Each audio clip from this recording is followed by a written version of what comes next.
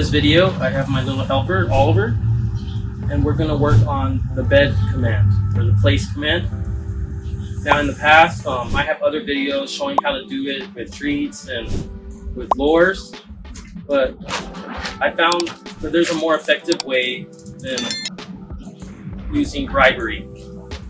So in order to teach the bed command, I'm just going to use body language. I'm going to use dominance. I'm going to use touch. I'm going to use just social cues.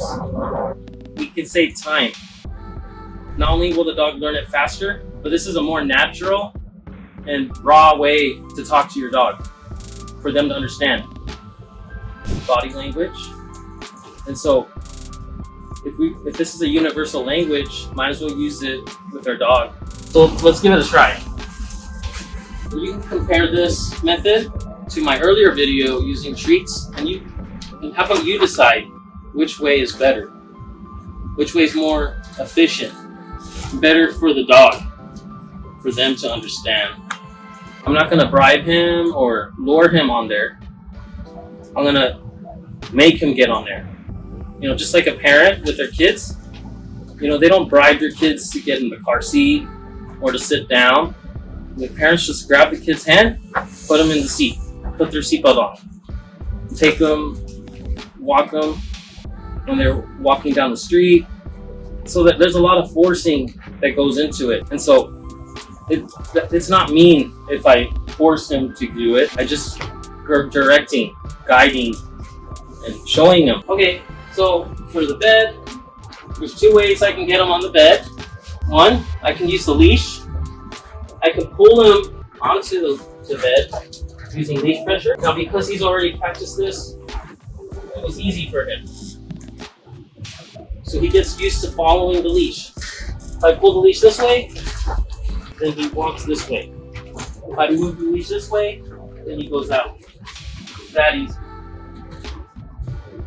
Alright, the other way I can get him on is using my body. So I can use my body to just walk into him and say, bed.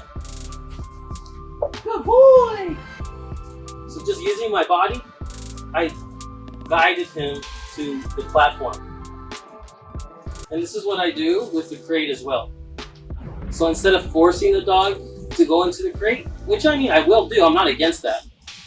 I just use my body language to highly suggest or prompt my dog to get into the crate. And you know I do that, don't I? You know I do. And he's been responding better to it now. At first he was like, hell no, forget that.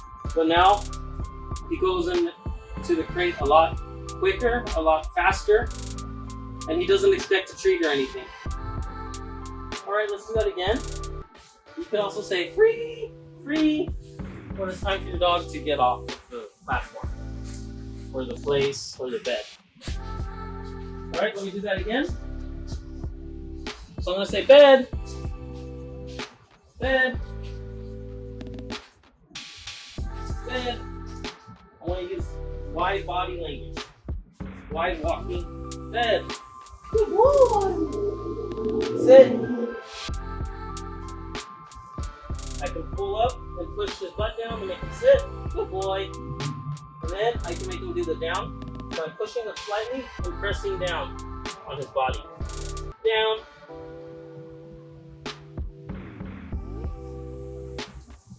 So I call that stacking. I don't know who coined that phrase, but someone shared that with me. You know, you can stack different commands on top of each other. You can say sit, and then down. You stack the down on top of the sit, and then you stack the stay on top of the down. Or in this case, I said bed, sit, down, stay. So I stacked 4 commands all on top of each other. But if I'm just working on one command like bed, then I don't worry about stacking too much. I just focus on the command mostly that we're working on. But you can also marry them together, some of the commands. So I can say bed, stay, stay, bed. Kind of marry them together. We could use body language. That's important. Stop. Stop in the name of love. Stop because I said so. And I'm gonna show him the hand signal. If he gets out, I can also use my body language to walk in with him. To stop him and move him back onto the platform. And if I need to, I can grab the leash and I can direct them back on. Watch. I can use the leash, use the bed. I can use my body language to walk him back on. Good boy. So now I'm just gonna say, sit, down, bed, bed, stay. So I create distance by walking away, and I say stay, stay.